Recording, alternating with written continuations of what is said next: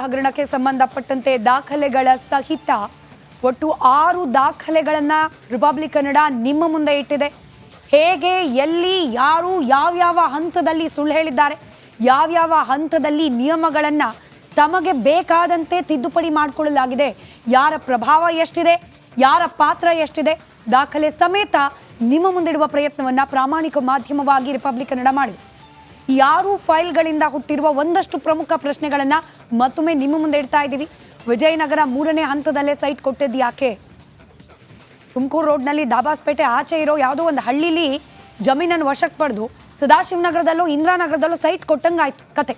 ಕೆಸರೆ ಗ್ರಾಮದಲ್ಲಿ ಭೂಮಿ ಇದ್ರೂ ಕೂಡ ವಿಜಯನಗರ 3ನೇ ಹಂತದಲ್ಲಿ ಸೈಟ್ ಕೊಟ್ಟಿದ್ದು ಯಾಕೆ? ಯಾರ ಪ್ರಭಾವ, ಯಾರ ಒತ್ತಡ? ದೇವನೂರು 3ನೇ ಹಂತದಲ್ಲೇ ಸಮಾನಾಂತರ ಲೇಔಟ್ ಇರ್ಲಿಲ್ವಾ? ಆ ಸಮಾನಾಂತರ ಲೇಔಟ್ ಅಲ್ವಾ? ಆಗಿದ್ರೂ ಕೂಡ ಯಾಕಲ್ಲಿ ಜಾಗ ಕೊಟ್ಟಿಲ್ಲ? ದೇವನೂರು ಬಡಾವಣೆಯಲ್ಲೂ ಖಾಲಿ ಸೈಟ್ ಇತ್ತು. ಇವತ್ತು ಬಿಡುಗಡೆ ಮಾಡಿರುವ 6ನೇ ದಾಖಲೆ ಅದನ್ನ ಸಾಬೀತುಪಡಿಸ್ತಾ ಇದೆ. ಕಾರ್ನರ್ ಸೈಟೇ 400 ಚಿಲ್ಲರೆ ಇದೆ ರೀ. ಕಾರ್ನರ್ ಸೈಟ್ 400 ಚಿಲ್ಲರೆ, ಒಟ್ಟು ಸೈಟ್ 300. ಬೇರೆ ಬೇರೆ ಡೈಮೆನ್ಷನ್ನ 3000ಕ್ಕೂ ಅಧಿಕ ಸೈಟ್ಗಳಿದ್ರೂ ಕೂಡ ಯಾಕಲ್ಲಿ ಕೊಟ್ಟಿಲ್ಲ ಪಾರ್ವತಮ್ಮನವರಿಗೆ? ಜೂನ್ 18, 2024 ತನಕ ಹಂಚಿಕೆ ಆಗದ ಸೈಟ್ಗಳು ಇತ್ತಲ್ವಾ? 2021, 22 ಬದಲಿ ನಿವೇಶನ ಕೊಟ್ಟಿದ್ದು. 24 ತನಕನೂ ಸೈಟ್ ಖಾಲಿ ಇತ್ತು. ಬೇರೆ ಬೇರೆ ಅಳತೆಯ 100 ಸೈಟ್ಗಳು ಹಂಚಿಕೆ ಆಗಿರಲಿಲ್ಲ. ಸಿಎಂ ಪತ್ನಿಗೆ ಸಮಾನಾಂತರ ಬಡಾವಣೆಯಲ್ಲಿ ಸೈಟ್ ನೀಡಬೇಕಾಗಿತ್ತು. ದೇವನೂರು 3ನೇ ಹಂತದಲ್ಲಿ ಸೈಟ್ ಯಾಕೆ ಕೊಡಲಿಲ್ಲ? ಪ್ರಶ್ನೆಯನ್ನ ನಿಮ್ಮ ಮುಂದೆ ಇಡ್ತಾ ಇದ್ದೀವಿ. ವೀಕ್ಷಕರು, ಪ್ರಜ್ಞಾವಂತ ಮತದಾರರು ಮತ್ತೊಮ್ಮೆ ಯೋಚನೆ ಮಾಡಿ. ಈ ಪ್ರಶ್ನೆಗಳಿಗೆ ಯಾರಿಗೆ ಹೇಳು? ಮೂಡ ಉತ್ತರ ಕೊಡುತ್ತಾ ಅಥವಾ ಮುಖ್ಯಮಂತ್ರಿಗಳ ಕುಟುಂಬ ಉತ್ತರ ಕೊಡುತ್ತಾ ಅನ್ನುವಂತಹ ಪ್ರಶ್ನೆ ಇದೆ. ತಾಳ್ಮೆ ಕುಚ್ ಕಾಲ ಹೈ ಅನ್ನುವಂಥದ್ದು ಒಂದು ಕಡೆ ಆದರೆ, ಈ ಉತ್ತರ ಕರ್ನಾಟಕ ಕಡೆ ಅದು ಬ್ಯಾರೇನೇ ಐತಿ ಅಂತ ಹೇಳ್ತಾರೆ. ಅದು ಏನ್ ಕಥೆನೋ ಕಾಲುವೆ ಎಲ್ಲದಕ್ಕೂ ಉತ್ತರ ಕೊಡುತ್ತೆ. ರೈಟ್, 6 ಫೈಲ್ಗಳನ್ನ ನಿಮ್ಮ ಮುಂದಿಟ್ಟಿದ್ದೆ. ಜವರೊಂದು ಅಲ್ಲ, ಮಲ್ಲ ಇಂದು ಅಲ್ಲ, ದೇವರಾಜಂದು ಅಲ್ಲ, ಪಾರ್ವತಿಯವ್ರದ್ದು ಅಲ್ಲ, ಮಲ್ಲಿಕಾರ್ಜುನ ಸ್ವಾಮಿದು ಅಲ್ಲ. ಅದು ಸರ್ಕಾರಿ ಆಸ್ತಿ ಅನ್ನೋದು ದಾಖಲೆ ನಾನು ಬಿಡುಗಡೆ ಮಾಡ್ತೀನಿ ನೆಕ್ಸ್ಟ್ ಮುಂದೆ. ಸ್ವಜನ ಪಕ್ಷಪಾತ ಇಲ್ಲ, ಇನ್ಫ್ಲೂಯೆನ್ಸ್ ಇಲ್ಲ, ನಾವು ಕೇಳಲೇ ಇಲ್ಲ. ಮೂಡಾದವರಾಗೆ ಬಂದು ಕೊಟ್ರು, ನಾವು ತಗೊಂಡ್ವಿ. ನಮ್ಮ ಭೂಮಿ, ನಮ್ಮ ಜಮೀನು ವಶಕ್ಕೆ ಪಡೆದ್ಬಿಟ್ರೆ ಬಿಟ್ಬಿಡ್ಬೇಕೇನ್ರಿ? ಸಿದ್ದರಾಮಯ್ಯನವ್ರ ಪ್ರಶ್ನೆ ಇದು. ಗಂಗರಾಜ್ ಅವರೇ, ಮೇಡಮ್ ಫಸ್ಟ್ ಇದನ್ನೆಲ್ಲ ಬಿಟ್ಬಿಡ ಕೇಳಿ ಕರೆಕ್ಟ್ ಆಗಿ. ನಾವು ಮೊದಲೇ ಫ್ರಮ್ ಬಿಗಿನಿಂಗ್ ಅದಲ್ಲೇ, ನಾನು ಮೊದಲನೇ ಪ್ರೆಸ್ ಮೀಟ್ ಅಲ್ಲೇ ಮಾಧ್ಯಮದಲ್ಲಿ ದಾಖಲೆ ಬಿಡುಗಡೆ ಮಾಡಿದ ದಿವಸನೇ ನಾನು ಹೇಳಿದೆ, ಮೂಡ ಎದುರುಗಡೆನೆ ಫಸ್ಟ್ ಡಾಕ್ಯುಮೆಂಟ್ ನಾವು ಬಿಡುಗಡೆ ಮಾಡಿದೆ, ಎಂಟೈರ್ ಡಾಕ್ಯುಮೆಂಟ್ ಮೇಡಮ್. ಅವತ್ತೇ ನಾನು ಹೇಳಿದೆ, ನಾನು ಮತ್ತೆ ವಿಶ್ವನಾಥ್ ಅವರು ಹೇಳಿದ್ರು, ಅಲ್ಲಿ ಕೂತಿರೋ ಹಲವಾರು ಗೆಳೆಯರು ಹೇಳಿದ್ರು, ಮೊದಲು ನಿಮ್ಮ ಈ ನಿವೇಶನವನ್ನು ಸರೆಂಡರ್ ಮಾಡಿ, ನೀವು ಉನ್ನತ ಮಟ್ಟದ ತನಿಖೆಗೆ ಆದೇಶ ಮಾಡಿ, ನೀವು ಸಿಬಿಐ ಕೊಡೋದೇ ಬೇಕಾದ್ರೆ SIT ಗೆ ಕೊಡಿ. ನೀವು ಫಸ್ಟ್ ರಾಜ್ಯದ ಮುಖ್ಯಮಂತ್ರಿಗಳು ಪ್ರಥಮ ಪ್ರಜೆಯಾಗಿ ನೀವು ಮಾಡಿರೋ ತಪ್ಪನ್ನ ಅರ್ತು ನೀವು ಸರೆಂಡರ್ ಮಾಡಿ. ನಿಮಗೆ ಅಧಿವೇಶನ ಬೇಡ, ಎನ್ಕ್ವೈರಿಗೆ ಆರ್ಡರ್ ಮಾಡಿ ಅಂತ ಕೇಳ್ಕೊಂಡ್ವಿ ನಾವು. ಅವತ್ತೇ ಮಾಡಬಹುದಿತ್ತು. ಇವರು ಸುಮ್ಮನೆ ಸಮರ್ಥಿಸ್ಕೊಂಡು ದೊಡ್ಡದು ಮಾಡ್ಕೊಂಡು ಹೋಗಿದ್ದಾರೆ. ರಾಜ್ಯದ ಮುಖ್ಯಮಂತ್ರಿಗಳಿಗೆ ಈಗಲೂ ಸಹ ಕಾಲ ಮಿಂಚಿಲ್ಲ. ಇದು ತಪ್ಪಾಗಿರೋದು ಕನ್ಫರ್ಮ್ ಪಕ್ಕ. ನಿಮ್ಮ ಕಚೇರಿಯ ಅಧಿಕಾರಿ, ನಿಮ್ಮ ಕಚೇರಿಯ ಸಹಾಯಕರೇ ಇದನ್ನ ಫಾಲೋ ಅಪ್ ಮಾಡಿದ್ದಾರೆ. 50-50 ಅನುಪಾತನೇ ತಪ್ಪು ಮೇಡಮ್. 2000 ಆ ಮೀಟಿಂಗ್ ಅಲ್ಲಿ ಆ ಸಬ್ಜೆಕ್ಟ್ ಬಂದಿರೋದು ನಿಜ, ಆದ್ರೆ ಡಿಸೈಡ್ ಆಗಿಲ್ಲ. ನೆಕ್ಸ್ಟ್ ಮೀಟಿಂಗ್ ಮುಂದೋಗುತ್ತೆ. ಅದನ್ನ ಆಡಿಯೋ ನನ್ನಲ್ಲಿದೆ.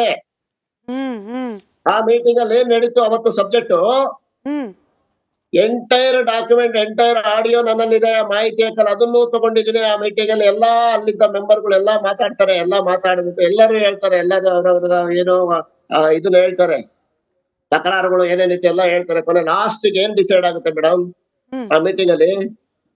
ರಾಮದಾಸ್ ಅವರು ಕೊನೆಗೆ ಮಾತಾಡ್ಬಿಟ್ಟು ಏನ್ ಹೇಳ್ತಾರೆ ನೋಡ್ರಿ, ಒಂದೊಂದೇ ಪ್ರಕರಣಗಳು 50-50 ಅನುಪಾತದಲ್ಲಿ ನೀವು ತರೋದ್ ಬೇಡ.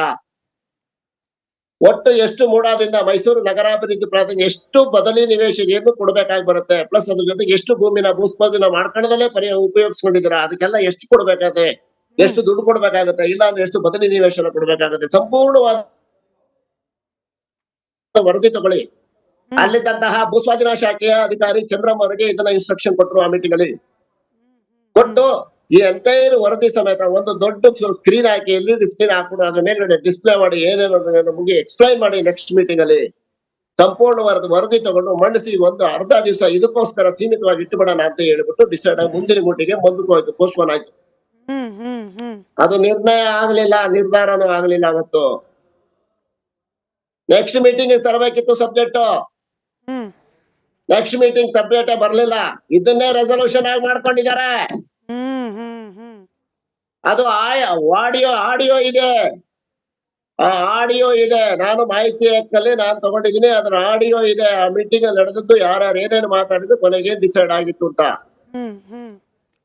ಅಲ್ಲಿ ಆ ರೆಸಲ್ಯೂಷನ್ ಕೊನೆಗೆ ನಟೇಶ್ ಮತ್ತೆ ಚೇರ್ಮನ್ ಆಗಿದ್ದಂತ ರಾಜು ಅವರು ಸಹಿ ಹಾಕಿದ್ದಾರೆ. ಇಷ್ಟೇ. ಅದು ಸರ್ಕಾರಕ್ಕೆ ಹೋಗ್ಬೇಕು. ಆ ಒಂದು ಏನ್ ರೆಸಲ್ಯೂಷನ್ ಮೀಟಿಂಗ್ ಆಗುತ್ತೆ, ನೆಕ್ಸ್ಟ್ ಮೀಟಿಂಗ್ ಅಲ್ಲಿ ಅದು ರೀಡ್ ಅಂಡ್ ರೆಕಾರ್ಡ್ ಆಗ್ಬೇಕು. ಅದನ್ನು ಮಾಡಿಲ್ಲ ಅವರು. ನೆಕ್ಸ್ಟ್ ಮೀಟಿಂಗ್ ಬರ್ಲೇ ಇಲ್ಲ ಸಬ್ಜೆಕ್ಟ್. ಇದು ಡಿಸೈಡ್ ಆಗಿದ್ದು. ಡಿಸೈಡ್ ಅಂತ ಇನ್ನ ತೀರ್ಮಾನ ಆಗ್ಲಿಲ್ಲ. ಮುಂದಿನ ಮೀಟಿಂಗ್ಗೆ ಸಂಪೂರ್ಣ ವರದಿ ಮಂಡಿಸ್ಬೇಕು ಅಂತ ಹೇಳ್ತಾರೆ ರಾಮದಾಸ್ ಅವರು. ಅದಕ್ಕೆ ಎಲ್ಲರೂ ಒಪ್ಪಿಬಿಟ್ಟು ಹೊರಟ ನೆಕ್ಸ್ಟ್ ಸಬ್ಜೆಕ್ಟ್ ಹೋಗ್ತಾರೆ. ನೆಕ್ಸ್ಟ್ ಮೀಟಿಂಗ್ ಅಲ್ಲಿ ಬರ್ಲಿಲ್ಲ, ಇದನ್ನೇ ರೆಸಲ್ಯೂಷನ್ ಮಾಡ್ಕೊಂಡ್ರು. ಇದಕ್ಕೆ ಅಧ್ಯಕ್ಷರು ಸಹಿ ಮಾಡಿದ್ರು, ನಟೇಶ ಸಹಿ ಮಾಡಿದ್ರು. ಏನಾಗಿರ್ಬೋದು ಗಂಗರಾಜು ಸರ್, ಒಂದು ಊಹೆನೆ ಮಾಡೋಣಪ್ಪ. ಹಿಂಗೆ ಆಗಿದೆಯಾ, ನಮಗೂ ಗೊತ್ತಿಲ್ಲ, ನಿಮ್ಗೂ ಗೊತ್ತಿಲ್ಲ. ಏನಾಗಿರ್ಬೋದು, ಒಂದು ಮೀಟಿಂಗ್ ಅಲ್ಲಿ ನೆಕ್ಸ್ಟ್ ಮೀಟಿಂಗ್ ಅಲ್ಲಿ ನಾವು ಡಿಸೈಡ್ ಮಾಡೋಣ ಅಂತ ನಿರ್ಧಾರ ಮಾಡಿ ನೆಕ್ಸ್ಟ್ ಮೀಟಿಂಗ್ ಒಳಗೆ ಇಲ್ಲವೇ ಇಲ್ಲ, ಆ ಸಬ್ಜೆಕ್ಟೇ ಇಲ್ಲ. ರಾತ್ರಿ ಇದನ್ನ ಮಾರ್ಪಾಡು ಮಾಡಿ ತಮಗೆ ಅನುಕೂಲಕ್ಕೆ ಬೇಕಾದಂತೆ ನಿಯಮ ಮಾಡಿ ಕಾಂಪನ್ಸೇಷನ್ ಅನ್ನ ವಿಜಯನಗರದಲ್ಲಿ ಹಂಚಬೇಕು ಅನ್ನೋ ನಿರ್ಧಾರ ಯಾರು ಕೈಗೊಂಡಿರ್ಬೋದು? ಮೇಡಮ್, ಈ ಸಬ್ಜೆಕ್ಟ್ ಸಿದ್ದರಾಮಯ್ಯನವ್ರ ವಿಷಯಕ್ಕೆ ಬಂದಂತ ಸಬ್ಜೆಕ್ಟ್ ಅಲ್ಲಿ ಯಾವ ಮೀಟಿಂಗ್ ಅಲ್ಲೂ 50-50 ಅನುಪಾತದಲ್ಲಿ ಬದಲಿ ನಿವೇಶನ ಕೊಡೋದಾಗ್ಲಿ ಯಾವುದೋ ನಿರ್ಣಯನೇ ಆಗಿಲ್ಲ. ನಟೇಶ್ 2021ರಲ್ಲಿ ಒಂದು ಆದೇಶ ಮಾಡಿದಾನಲ್ವಾ, ಅವರಿಗೆ ಇಷ್ಟು ಭೂಮಿ ಕೊಡ್ತೀವಿ ಅಂತ, 32,500 ಸ್ಕ್ವೇರ್ ಫೀಟ್ ನ. ಅಲ್ಲಿ ಉಲ್ಲೇಖ ಮಾಡಿದ್ದು 2020 ಮೀಟಿಂಗ್ ಉಲ್ಲೇಖ ಮಾಡಿದ್ದಾನೆ. ಮೀಟಿಂಗ್ ಅಲ್ಲಿ ಅದೇನು ಡಿಸೈಡ್ ಆಗಿಲ್ವಲ್ಲ. ಒಂದು ರೆಸಲ್ಯೂಷನ್ ಪಾಸ್ ಆಯ್ತು ಅಂತಂದ್ರೆ ಮೇಡಮ್, ಸರ್ವಾನುಮತದಿಂದ ರೆಸಲ್ಯೂಷನ್ ಪಾಸ್ ಆದ್ರೆ ಅದನ್ನ 15 ದಿವಸದೊಳಗೆ ಸರ್ಕಾರಕ್ಕೆ ಆ ರೆಸಲ್ಯೂಷನ್ ಕಾಪಿನ ಕಳಿಸ್ಕೊಟ್ಟು ಅಲ್ಲಿಂದ ಅನುಮೋದನೆ ತಗೋಬೇಕು. ಯಾವುದು ತಗೊಂಡಿಲ್ಲ. ಇದು ರದ್ದಾಗಿದೆ. ಈಗ 2023ರಲ್ಲಿ 27/10/2023ರಲ್ಲಿ ಈ ಸರ್ಕಾರ ಬಂದು ರದ್ದು ಮಾಡುತ್ತಲ್ಲ ಮೇಡಮ್. ನಾವು ಯಾಕೆ ಎಷ್ಟೇ ದೂರು ಮೇಡಮ್, ನಾನ್ ಕೊಟ್ಟಿರೋ ದೂರುಗಳು ಒಂದಲ್ಲ ಮೇಡಮ್, 40-50 ದೂರು ಕೊಟ್ಟಿದ್ರಿ. ಇಂತ ಪ್ರಕರಣಗಳು ಬೇಕಾದಷ್ಟು ಮುಳದಾಗಿರೋದು.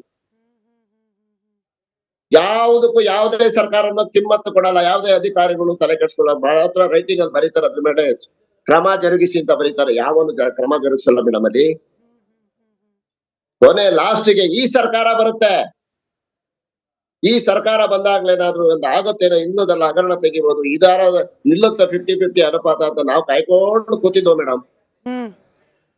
ಈ ಸರ್ಕಾರ ಬಂತು ಮೇಡಮ್. ಸರ್ಕಾರ ಬಂದು